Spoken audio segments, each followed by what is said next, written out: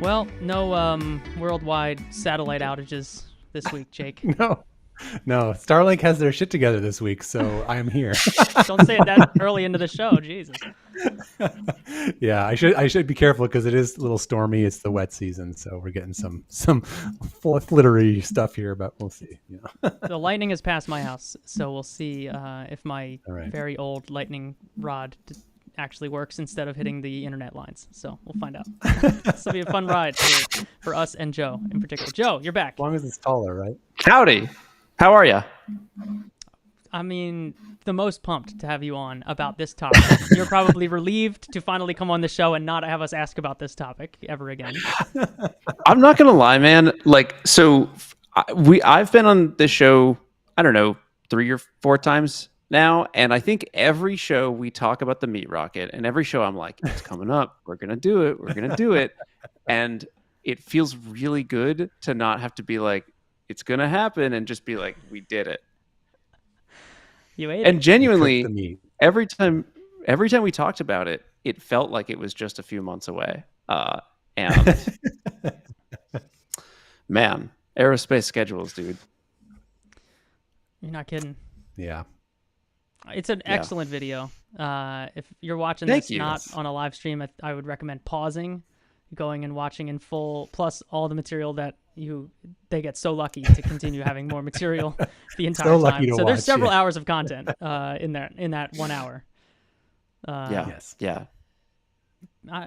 Does it feel like a peak Joe video? It feels like a peak Joe video. Not to say you're going to get worse from here, but just that this is an excellent version of. Dude, it's all downhill. If I just like not try anymore.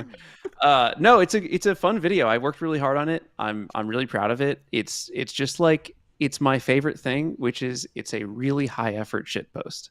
And so I hope the video does it service. It's just like goofy, we don't ask why we do this. We ask how, which is like, can you really cook meat by going to Mach 3? And I don't want to spoil it, but the answer is yes. You didn't spoil it. In for fact, some definition of cooked. Yeah. Yeah, I mean, like by the numbers, it cooked. Visually, the jury's out on that. But yeah, some countries that's cooked. Yeah. So you're not or getting if you go your to like a really fancy restaurant, away, is what you're saying, right? I do have a funny bit of lore though. I didn't put this in the video because I kind of figured it would happen. I made a restaurant on Google Maps. I called it the High Stakes Bistro, and I pinned it at the landing location of the rocket where the meat actually came down under parachutes.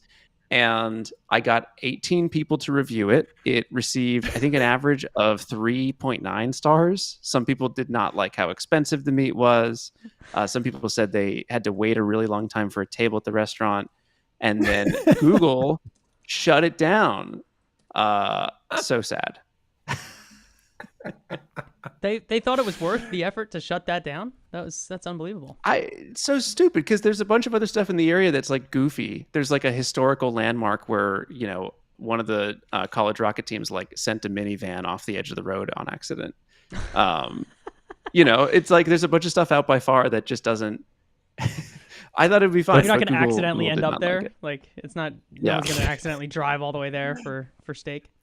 That's so funny because it's like it feels to me like it's a paying a lot of attention to something because like outside of the United States, man, they don't give a shit. Like, do you how much random stuff are along the Google Maps in Mexico? It's almost useless. Like, it's like there's like just restaurants with like the names are spelt wrong. Sometimes they're just in the middle of the jungle. There's just like businesses that have never existed and they're just pointing to someone's house. There's just like all sorts of wild stuff like that.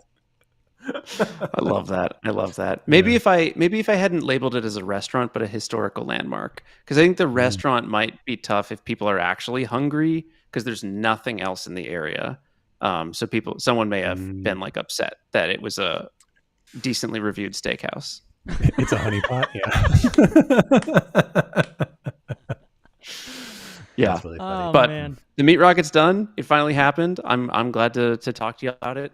We used Wagyu beef, very, very high grade. It was actually pretty good when we ate it.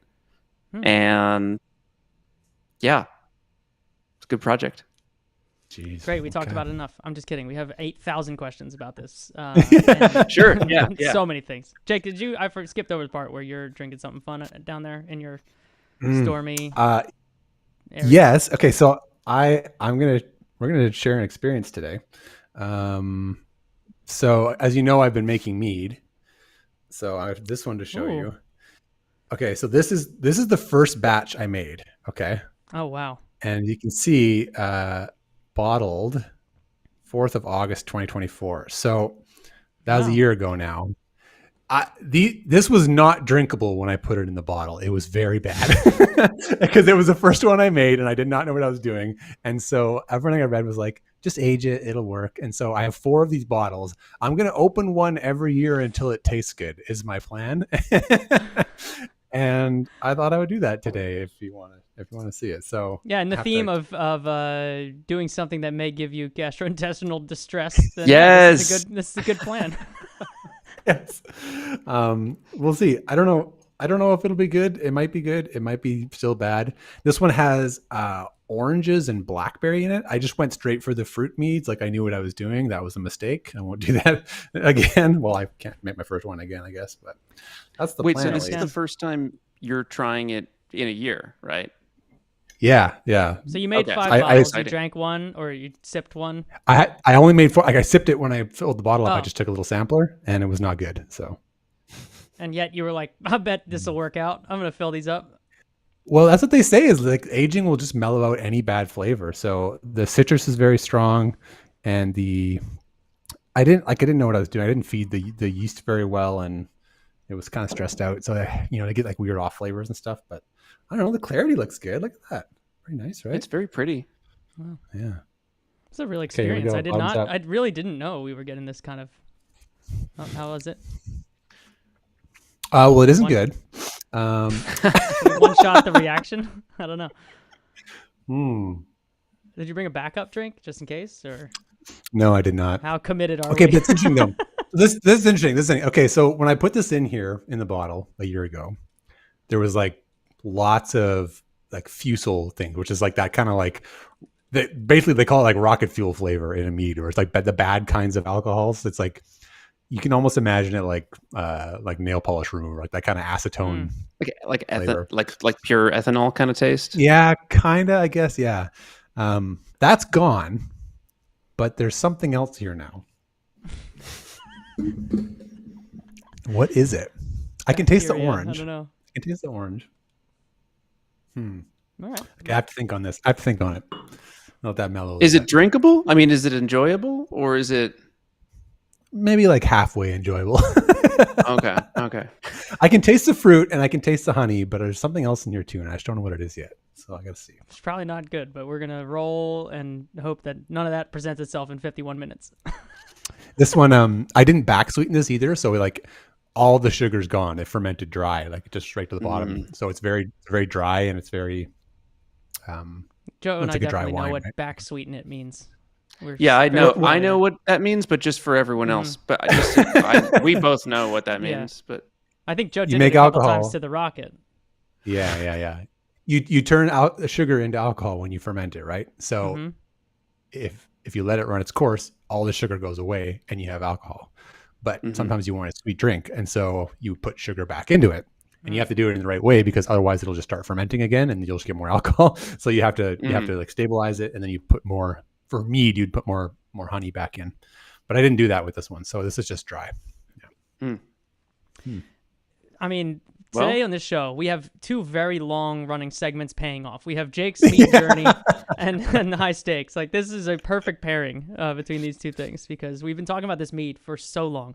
Like since Jake moved to Mexico, I think we've been talking about this mead. It's a big day. Yeah. That's great. Yeah. Did you bring any very long-awaited drinks, Joe? I don't have long-awaited drinks, but I do have some. I have 2 things. One, I want to put everyone watching onto what we've been doing, me and my friends. I have a cigarette with me. We call this a fridge cigarette. It's a Diet Coke. So I'm doing this with gum, and so I don't smoke, and whatever if you smoke, but like I do this with gum, and I do this with Diet Coke. It's you offer something, you're like, hey man, you want to smoke really quick, and then you hand them a piece of gum.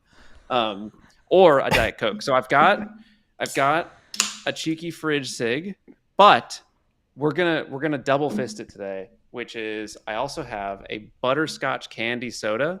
Wow. I just went to Las Vegas last weekend to help my friends who were in like a BattleBots competition, and along the way we stopped at this rest stop that has like the weirdest sodas.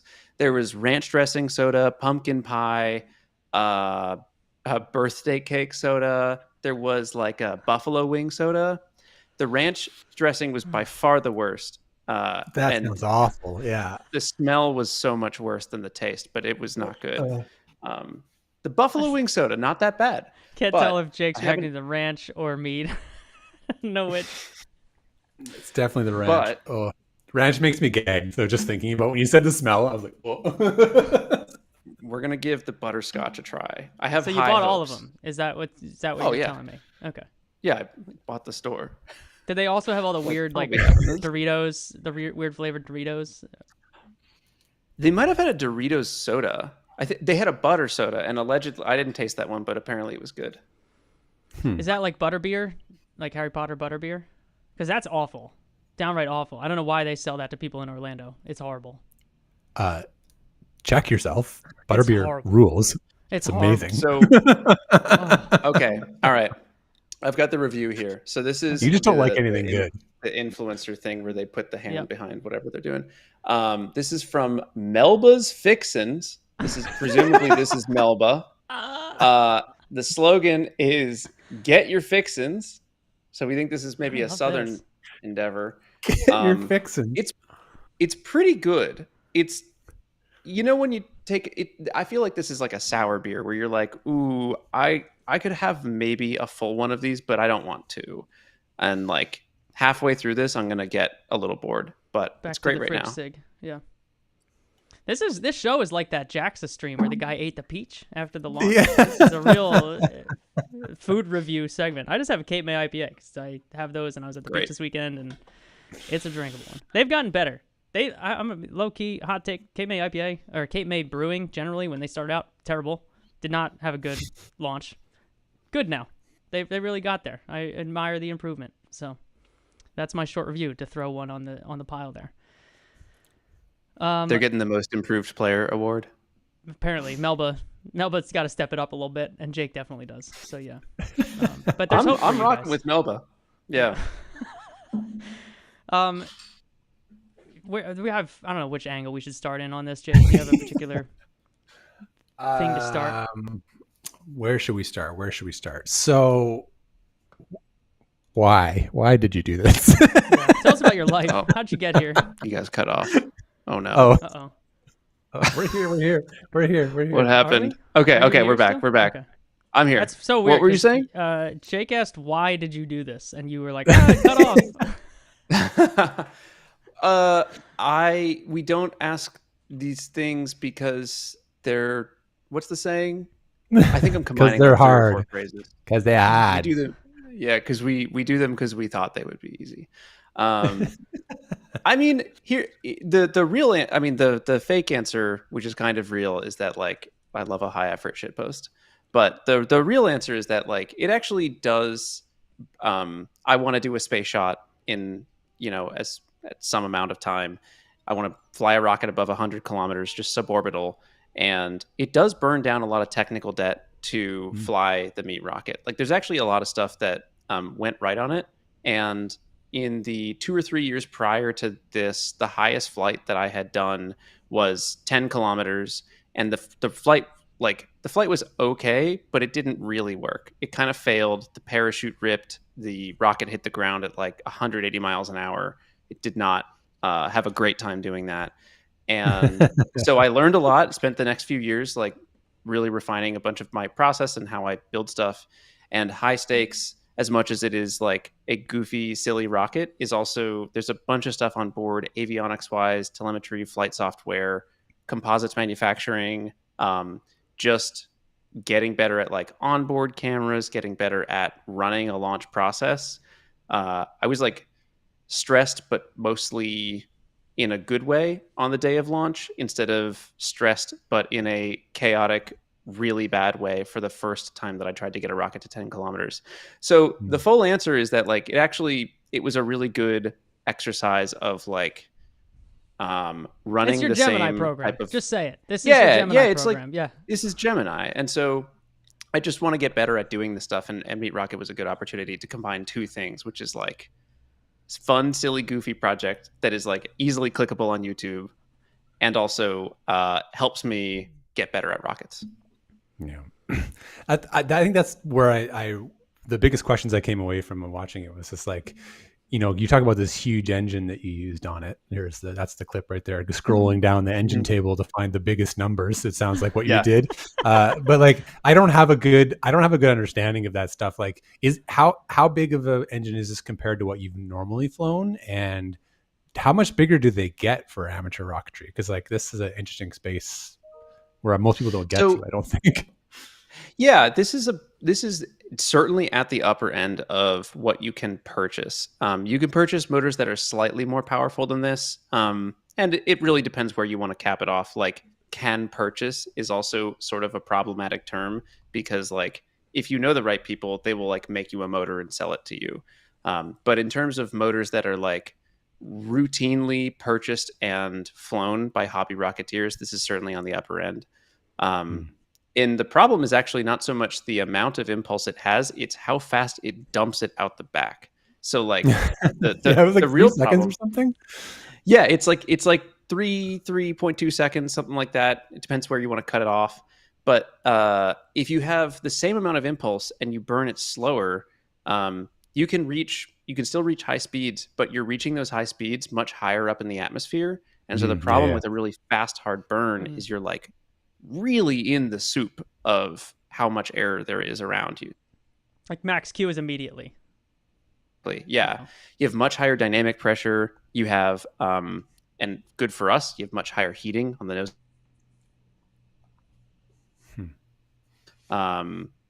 And yeah, it's a monster of a motor. Jeez. I love this highlight reel of everyone else that's flown this thing. The other, actually, yeah, I did want to talk about that too. I knew, like, it is sort of hobby rocketry lore that the CTI N5800, that's the motor, is a bit of a monster and will like shred your rocket.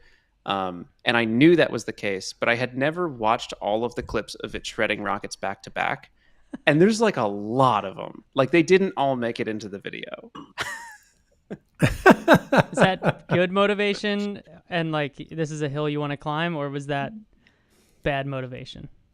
No, it's good. You're that kind of guy? You let it fuel you? Yeah, it's fun. You get like a little bit of an ego hit to be like, yeah, I'm gonna do the most powerful one. That's the one I want. Yeah. Yeah. It it's probably not the most healthy driver, but it is. I think we have all at one point or another felt the urge of like, I want the biggest one. Yeah. So is this the same that would be used for the space shot, or is there No, yeah. No. This is much smaller than the space shot. The way that, like, how do I say this? So like a Falcon 9 and Electron both get to orbit, but they're like carrying a lot. They're carrying like very different things and very different scales of things. You know, an Electron is like a toy compared to a Falcon, even though they're both enormous. And I am trying to not just get a rocket above 100 kilometers, but bring a lot of stuff up there with me. And so the rocket that I am building space shot wise is much bigger than it would need to be if the only goal was cross that 100 kilometer mark. So you could use this motor from the Meat Rocket and probably a motor maybe half the size. But if you were really careful about reducing cross-sectional area, or basically just having a really thin upper stage, you could almost certainly get something like this to space. People do it too with darts. Sometimes it actually can be more efficient to dump all your impulse at the very start and just have like a tungsten rod, like the opposite of rods from God. You just have like a tungsten rod on top, and it will like punch through the rest of the atmosphere well enough. Todd. Yeah. Rods from Todd. Rods from Todd. So there's a lot of ways to skin the cat, which is a crazy saying, but there's a lot of ways to skin the cat. You could use this motor to do the space shot, but I'm going bigger than that, and which is why I have to make my own stuff. You're saying because you have other shit to do on the rocket, right? You want to have the cameras, you want to have all the other like payload effectively, right? That you're doing content production with. Yeah, we want to. I would like to get a third-person shot, so I'd like to shoot out a couple of little cubes at apogee that turn back. Oh yeah. Talk about this at Open Source. Great moment. Which is like when Starship finally manages to make it to SECO and also deploy a payload, both things that have turned out to be harder than anyone expected. When it manages to do those things, like why wouldn't they put a camera on one of those Starlink things and just get a third-person shot of the rocket? And that's what I want for the space shot too. Mm-hmm. Is that what you were testing when you accidentally deployed the main, like right after separation? Was that also a little subscale test? No, that was an accident. The details of this are too hard to explain in a podcast succinctly, and the video does a pretty good job explaining it. But there were a couple of parts of that flight where we just got genuinely very lucky that it didn't go worse. Yeah, that was pretty wild actually. Yeah. I enjoyed that part. That was a good bit. I rewatched this again this morning at breakfast with my almost 5-year-old, and he was so concerned at the parachute sequence. He was like really desperately concerned about it and asking me 1,000 questions of like, why did that thing do that and why did it come back? So yeah, it was riveting even down to the age of 4. It's great. That's awesome. I tried to edit it in a way that made you feel a little bit of the stress of how it feels when it was flying too. When you're out in the desert and there's no music, it's silent. You have no idea what's going to happen next. Like the rocket could be on its way back to you really, really fast. And I tried to edit in a way that felt stressful. And I think I did it. I think I got there. We went on the journey. Yeah. They're also like, here's some things that I was thinking as I was watching this. I'm going to skip to the part where you're setting up the ground station because, like, holy shit, dude. You have so much stuff. Oh, yeah. Like, yeah. This is, you're kind of the quintessential, like, I started a hobby and all of a sudden this is, like, I own all these things. Yeah. Like, yeah. This has to be exiting the word amateur rocketry. Like we're getting into how much of a ground station you have. More of a ground station than some like rocket companies doing their first launch. So it's a little deceptive because we do need quite a bit to like keep the rocket, keep tabs on the rocket, but we only actually need one computer. The reason there's a second computer there is because I run a live stream for patrons. Which is great. That's Queued me point. up to do a little plug here. Like, you're doing all of the things that. This is what my point is that you're doing as much as these other companies. In some cases, they just hire NASA spaceflight, and you're like, I'm doing the whole damn thing. Right. NASA spaceflight does a great job too, but I don't might want to hire them next time. Out here. Yeah. But and actually, the other problem is I didn't have a Starlink at the time, and the way that I used to stream in the desert was so backwards and weird. I had like this remote modem set up, and I would like pop the SIM card out of my phone and put it into the remote modem. And then there are, I came up with a bunch of commands that I can run in terminal that trick, because I don't have a plan that allows me to tether my phone to a computer.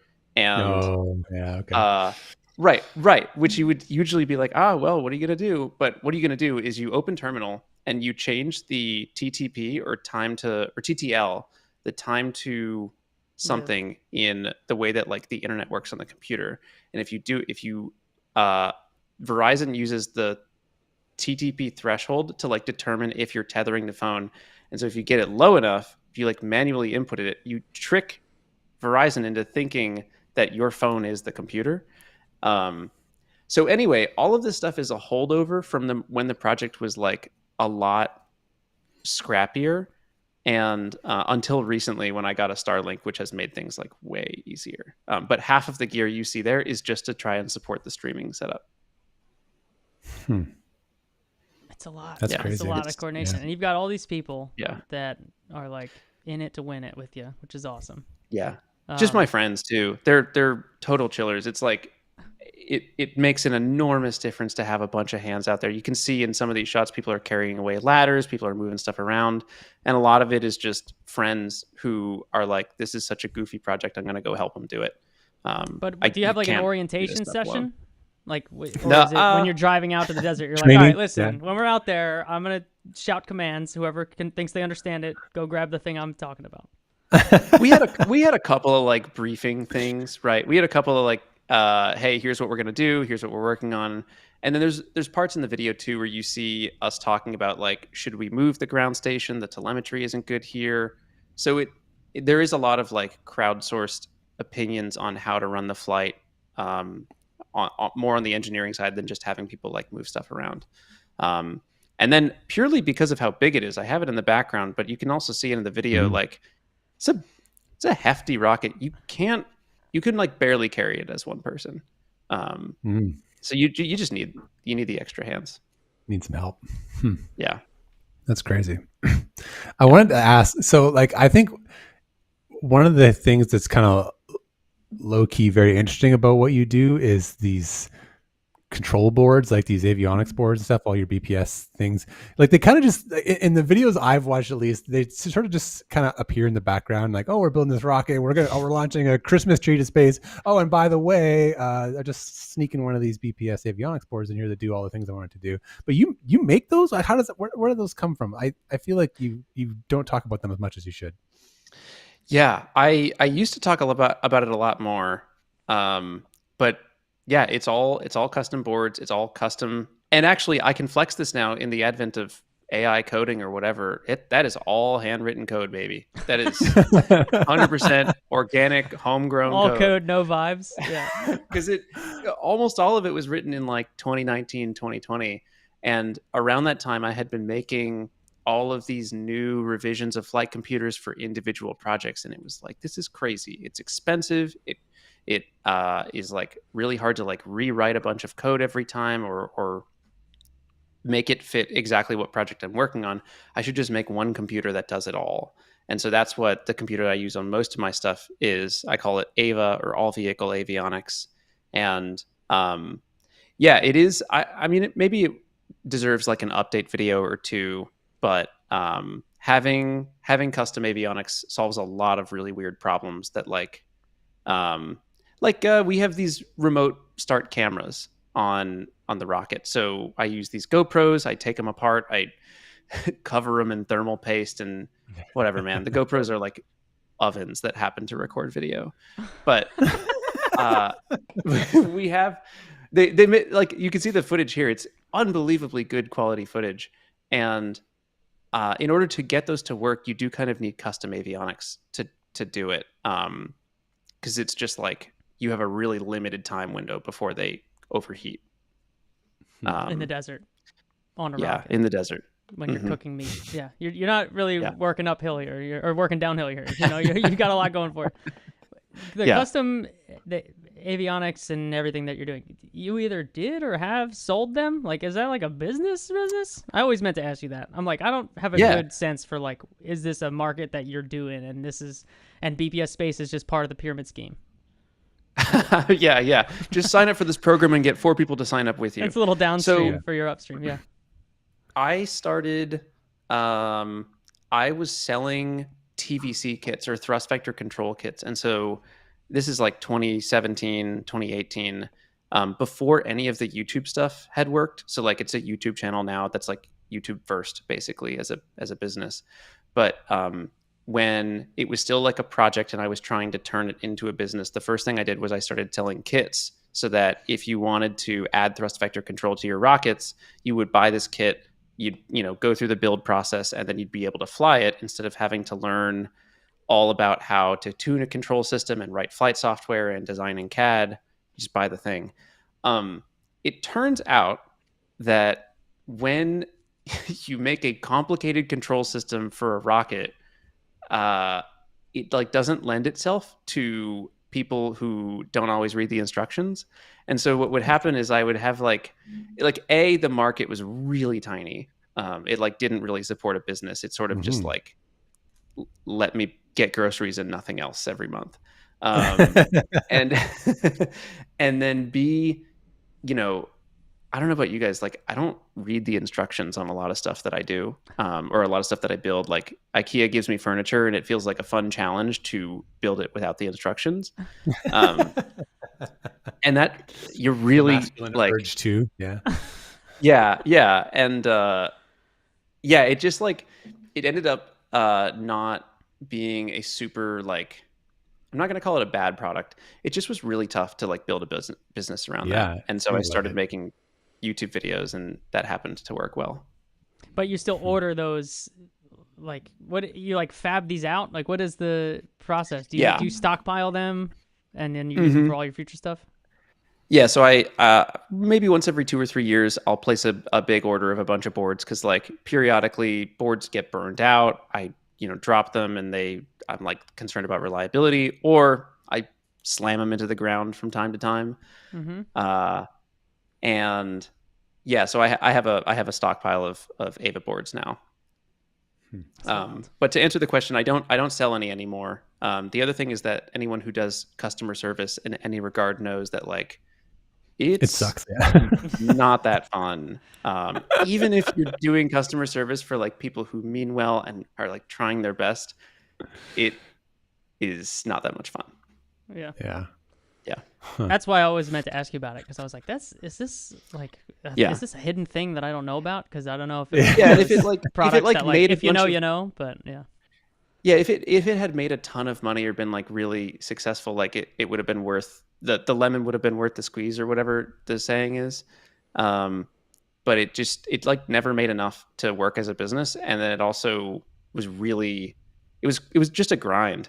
But you're getting the long tail out of it, right? Like every project that you're doing is benefiting from all the work that you did on that. Yeah, for sure. And what was I going to say? Yeah, anyway, I used to sell computers, and it turned out to like it changed the job from being a guy like I was a guy who built rockets and like I got to experiment with stuff, and then like when I was selling computers, all I did was like try to figure out how to produce computers, and that wasn't that fun. Yeah. Yeah, manufacturing, man. It's all about services. You need to get Jake dust off the old Geek Squad. Should have partnered up. Yeah, you want to be customer support? Yeah. Yeah, I don't know if you're aware of how Geek Squad fixes things, Anthony, but we would have just bought a new one on the site and swapped them out. So. Marked it up 10%. But you would have sold a lot of warranties for Joe. Yeah. I can sell you a $149.99 warranty on your $349 board if you want that. Yeah. Now, see, we got there. Services, we got there. We there made it is. Mm-hmm. Yeah. You should have rocket labbed yourself, Joe. That was a problem. Yeah. You know. Yeah. It man, I don't know. I think about the business that a lot because it also, it just was at like way too high of a price point, and even at that, it didn't support a business. I don't know. Someone else should try, but I'm not going to do it. Yeah. That leads me to my next questions for Joe that I've never asked. How often do you get hit up by companies that are like, do you want a job running a department here? And what is the thing that's keeping you from working at a space company? Not anymore. It did happen for a little while. I think, post Hot Glue Rocket, I've been blacklisted for most of these places, but no, it doesn't happen now because I think it's pretty clear that like this is the job that I want to do, and I wouldn't really be happier doing like program strategy at Blue Origin or the other thing is I'm not particularly good at one thing. I'm like passable at a bunch of stuff. Well, and no, that doesn't really it's exactly make you a why good I'm asking employee. about. No, but startups, like, holy shit, dude, you figured out all this random shit all on your own. You set up these ground stations. You did all this work like near single-handedly. That's like startup heaven right there. It would have to be a startup that I really believed in and that came with like a really compelling equity package. And even then, compensation. Even then, like it's it's like lightning in a bottle. I don't know, having a YouTube channel that like works and supports building of these goofy rockets, and I can kind of set my own schedule and determine the projects I do and don't want to work on. That is so cool. And it would take a lot to willingly give that up. To be clear, I'm not trying to convince you. I'm probably trying to explain to everyone listening why us three have that answer. Yeah, stop calling. I could not agree more. Like I went, I'm 4 years into freelance now, and like sometimes I just like imagine. I think of like a future. It's like, what would it look like if I like went back to a 9 to 5? Like if someone hired me and I was like, it like gives me anxiety. I'm like, no, I don't want anything to do with that. I don't want to be on a payroll anywhere. That's awful now. I can't. No, the burden that we bear is every once in a while your brain goes, you should get a job, and then you're like, no, I shouldn't. I should never do that. I should not do that thing. I had a 9 to 5 for a few months at a drone company in Boston, and it was really good for me. It's the only 9 to 5 I've ever had. And like the structure was so good for me. That's the only thing that I would like back, is for someone else to be like, you need to start work at 9 a.m. because otherwise it's just a mess. It's like a mess of schedule. It can be. Yeah. You got to just harness that, harness the chaos. I don't remember. Ride the inspiration. I got 3 or 4 interviews in with SpaceX a couple of years ago for it was either a position on like the Octograbber team, like the little robot that grabs the rocket on the drone ship, or it was maybe something in Vandenberg with like plumbing. I don't know, but I failed I think the question this is why you failed. You know that, right? Yeah, I for sure failed one of the technical questions. Like pipes, maybe? Yeah. I don't know. Yeah, they were asking me a question about like one of them was like there's an oxygen leak somewhere, and you need to like isolate the valves or isolate the segment where the leak is, but you don't know exactly where it is. So walk me through the sequence of like how you pick which valves to actuate, and how you're not going to trap oxygen. Because I don't know if you guys know, oxygen expands 800 times when it turns into a gas. And so like the actual scary thing about liquids is not the liquid, it's the oxygen blowing up your pipes. And I failed it extremely hard. Like I did not know what I was talking about. What was your guess? What was your... I just like fumbled plumbing, around. I would say the physical life version of Git bisect, like start halfway and figure out which half it is, and then go halfway the other direction. That would have been better than my answer. Okay. I don't remember what I said, but I remembered like it was like I was in third person watching myself like lose the opportunity of a lifetime. And then they asked me some weird question. I think it was one of those like how do you think type of questions where there's not actually it's like a Kobayashi Maru. It's like there's not actually a right answer. Mm-hmm. It's like a it was something about like how do you put gas in a car. This is why we're not going back to these jobs. I would never make it through anywhere. Yeah. There's very few interview rooms I could walk into where I wouldn't be like that Ron Swanson skit at the Home Depot where he says like I know more than you and just walks away. I'm too full of myself now. I couldn't do it. I just find that's not at all like. I mean, I'm sure for some of the roles at SpaceX, those things really deeply matter. But and that's my difference working in software, not hardware. But like none of the stuff I would ask in interview questions has to do with the actual details of your job. It's like purely who you are, what you're like, how you are, like all vibes. Much unlike your code, all vibes, right? Like because you also just have to be a good hang. I think this gets missed in a lot of like undergrad stuff, but you got to be a good hang. You have to be nice to be around, or no one's going to hire you. It doesn't matter how smart you are. Yeah. It's true. Yeah, that's why no one's hired any of us. We're just shit company. Just a bunch of assholes. So yeah, can't hack it. Yeah, man. Jeez. Okay. Well, how did it taste? 50% footage. That's true. We didn't even talk about that at all. Taste test. Very good. It was so we got the meat at a market that's I think it was like we paid something like $80, but we bought a little less than a pound, and so it was like it came out to about $100 a pound, and so it was already really high grade meat. It was really really high grade beef, and I bet it didn't taste any different than the meat raw. We didn't do like a direct comparison. But it was really good. Like, it was very tasty. It had been a long day in the desert, and it was great to have a little treat. My buddy Charlie had like packed a Dr. Pepper in his backpack, and so we slammed a Dr. Pepper and had a little meat. But yeah, especially because I don't think we expected it. I didn't really expect it to cook at all. I kind of thought the Sims were wrong, and like my buddy Elliot is like so good at aerothermal stuff, but even looking at the numbers that he came up with, I was like, there's just no way. Like, there's no way this works. And I was kind of, even though the rocket came back and I was happy about that, I was still really worried in my mind that we weren't going to be able to put together a good video about it, because it wasn't going to have a satisfying payoff of like the meat cooked. And there's like one shot, if you go from the right angle, where it kind of looks like the meat got a little bit brown. I saw and it's like, great, that's all we need. Let me ask you a question. Did you right when you got to the rocket, did you open it? Yeah, I think we like looked at it for 2 or 3 minutes just to make sure all the pieces were there and like did anything significant break. But then it was pretty much right away. We did have someone with a timer on their phone to be like, here's when the meat will spoil. You were like really USDA specific about this, like. Yeah, and people get angry in the comments too. They're like, don't you know you can eat it? It's like, whatever, man. It's like it's a YouTube video. It's just government lies, man. You can eat it whenever you want. Just like, don't you know what storytelling is?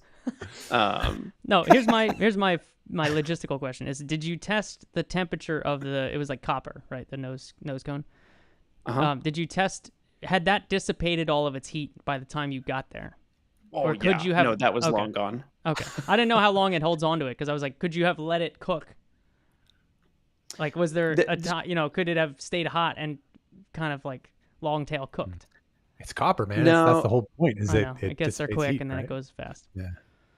Maybe you should have done two things. It should have been copper to a slower cooling metal that the meat cooked on. The problem is really that you know what I'm saying? All the heat, as soon as you get subsonic and you stop doing the compression heating, you're basically in a wind tunnel. And so the heat is all wicked away again once it stops doing the compression heating. And so it stayed above that, however many temperature Celsius, Fahrenheit. It stayed above the USDA like minimum safe temperature for only about 20 seconds. And then you can see it just drops so steeply off. And it actually gets colder at altitude than it was on the ground, because there's like, it's just colder up there. Right.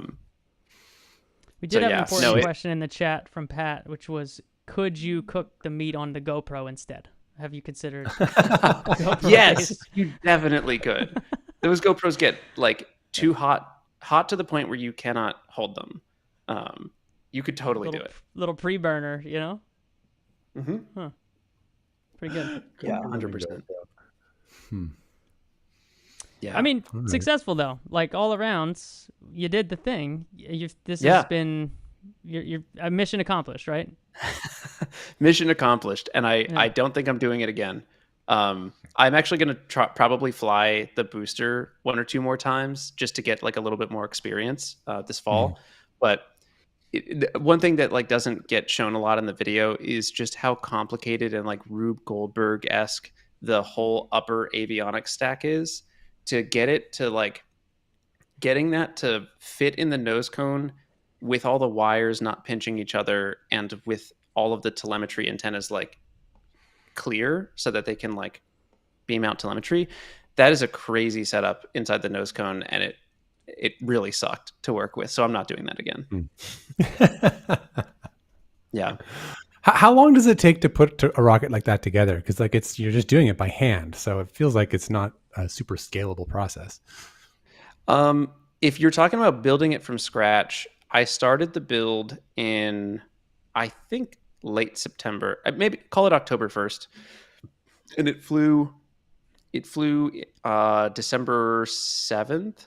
or something. So it was like 2 months. And that was like 2 months of work almost every day. So it was pretty consistent. In terms of once the rocket exists and all the pieces are there, putting it together, like integrating it to get ready to fly, that was probably like 3 days. Because it's like most of that stuff exists already. The big stuff is assembling the motor, because the motor ships in pieces for safety reasons. And yeah, like most of the stuff is just stuff that doesn't do really well on video either. It's like, oh, this tube is 0.1 millimeters too big. We need to like sand for an hour to make it the right size. And that stuff gets boring pretty quick. Yeah. The truth about any amateur rocketry is that it's all sanding. I do have a question about how this changes your perspective on the industry. Does it make you more or less excited about in-space manufacturing? I was going to ask, is the food industry or the space industry? Yeah, any of them. Ship this up, produce the thing, bring it back, you know? I didn't understand what like the in-space manufacturing companies like BARDA and the other ones are doing until the whole life cycle had happened, where they like sent a capsule up and then brought it back and had stuff inside. I'm a big fan of that. I think it's really cool. I don't know that it like longer heating durations. You could maybe do drop shipped steaks. I'm telling you, one of those companies has a great opportunity to put just like a little bit of pizza on there, or like just for the bit. It would get so much good PR. This is how you're going to end up at a space company. Director of frozen in space and then cooked in reentry. Yeah. This is the thing. DiGiorno, hit him up. You know, it's the same thing. It's not about delivery. The it's Deorbit. Yeah. It's the same thing about the cameras on Starship, where like all you guys need to do is take like 3 or 4 interns and give them a fun summer job of like, figure out how we do this. It'll cost you, their salary for a few months, and it's totally worth it in terms of a ROI on like the PR that you get. Cook a pizza on reentry. Do it. I mean, they can't. I don't know. I don't know. So might as well keep it internal and see what happens. Yeah, I don't know if you've been following along though, Joe. They've got some big priorities they got to work on first. So those interns might be busy. Wait, am I out of the loop? What are the big priorities? Profile, but no, we're gonna cook a pizza also this time. They need to not blow up, is what I'm trying to say. Yeah. Oh, eyes on the prize. Eyes on the prize, right? So yeah. Speaking of which, I'm pretty sure the last time that you were on the show, maybe 2 times ago, was immediately after the Astra Power Slide. I think that's true in my brain canon. And so I'm not saying that every time you get booked for this show, a hilarious rocket fail happens. But it sure does seem like every time you get booked for this show, a hilarious rocket fail happens. And I'm wondering if we can break down the Gilmore space failure real quick. Because, I mean, early entry into the off nominees for sure. Mid-entry, I guess, for late in the year. This is a classic. If you know that sound that's like, if I had a nickel for every time a rocket reached 1.0 TWR and then slid to the side, I'd have 2 nickels, which isn't a lot, but it's more than you think. Yeah, for sure. But this one, propulsive landing, barely blew up. Yeah, pretty sick. I got to hand it to a hybrid rocket motor for not blowing up when you slam it into the ground. It's my favorite hybrid motor for sure. I hate those. Curious what your take is on hybrid motors. Yeah, I'm not a big fan. No, I'm not. I have some beef. I met someone like 2 or 3 weeks ago at this convention that I went to, and they were like, "Oh, I'm so sorry. I am building a hybrid," and I was like, "Oh no!" Like my beef with hybrids is almost entirely a joke. And I think I made someone feel actually bad that they were doing hybrids. So just to be clear, whatever way you get to space is fine. But on principle, I do kind of think they're the wrong way to solve the problem. It says solid rocket motor man over here. I don't even like solids. I just got too far down the rabbit hole and now I can't stop. It's the ones you can buy. Not really. Yeah. I don't know if they don't just sell they don't sell amateur RP1 rockets, do they? I don't think that's a thing. No, but there's a lot of cool stuff going on in like amateur liquid rocketry. That is like really niche in the community, but it's also it's a lot of like alcohol stuff, like, because that would be nitrous IPA. Got a good market. Ethanol. You can maybe sell some of the stuff you've been making down there. Yeah. This is available if anybody wants to make a rocket. Ship with it out. There's if anyone wants to see some of this stuff too, my favorite is these guys. They call themselves Half Cat Rocketry, and they're based. The logo is based off of a meme of a cat with 2 legs. But they have tested so many combinations of propellant. They have one they call Garfield Gorange, where they just add a bunch of orange additive into the fuel. And they're all liquid rockets. They're all like home-built liquid rockets. There's a great photo that's definitely not going to be on the website, but they've used WD-40 as a fuel before. And there's this great photo that I have of them. They're standing next to the rocket. This thing's, as tall as them. The top part of the tank is open, and they've just got a gallon of WD-40 that they're dumping into the rocket. Slide right through the atmosphere. And it burns fine. Yeah. Jeez. Yeah, they're great. I never knew about this area of the world. No. That's crazy. Yeah. Gonna have to go down a rabbit hole, I think. Yeah, that's a whole section of the internet that we're going to get into tonight. Thanks for a rabbit hole. Shout out, just going back a little bit, shout out to Gilmore Space for releasing that video. That's like, it's such a baller move to have a failure and be like, here it is. Hold on. Pump the brakes. Pump the brakes, Joey. Uh-oh. All right. Do you remember what happened to this rocket shortly before the last time they were going to launch? Yes, I do. Would you like me to say it for the chat? I would, yes. As I recall, something happened. I'm not sure that we ever learned what it is. Maybe you guys know. But something happened which caused the fairing to deploy on the pad, which is so funny. And I don't think we got video of that. But we have it on very good authority. This is our beat. Yeah. That this video exists. The intention is for it to be public. I think we have somebody in the chat that works there. So we are pleading with everybody to hold this video and unveil it on the Off-Nominee show at the end of this year. And we'll do a public premiere of the fairing video on this show. Because it might be a better failure than the launch. What can we offer? What can we do to sweeten the deal? I'll send you so much free merch. I'll send a bottle of this. Yeah. Send the propellant for the amateur rockets. I'll buy you a ton of fridge cigarettes, steak? A bunch of Diet Coke. Steak? Sure. $100 a pound steak? I'll buy that. You can have I have a bunch of aprons that say whatever happens, we're eating it. I'll send you one of those. That is great. Yeah, whatever you want to sweeten the deal. I would love that footage. You thought you were running a flight computer e-commerce shop. You should be running the apparel shop over there with those aprons. The cooking accessories, yeah. It's a good idea. Why didn't you do one that? From you if you still have them and you don't want them in your house? That's such a good idea. We should have done that. Maybe I can do it. Yeah, I think in a month or two. Yeah. Yeah. Yeah. There you go. So yeah, that video exists. They have not been bold enough to post it yet. Is my point. Be bold. I do props that they release it, you cowards. I still think who was it that launched in Norway? ESAR. Most picturesque launch failure there's ever been, I feel like. Beautiful. Yeah, beautiful failure. Really, I will say, maybe this is actually just a downside of hybrid motors. If you're going to crash your rocket into the ground, it's not like you're going to need to pick up the pieces and reuse them. Your rocket should explode. I think when a rocket hits the ground, canonically, it should explode. And the hybrid doesn't really let that happen.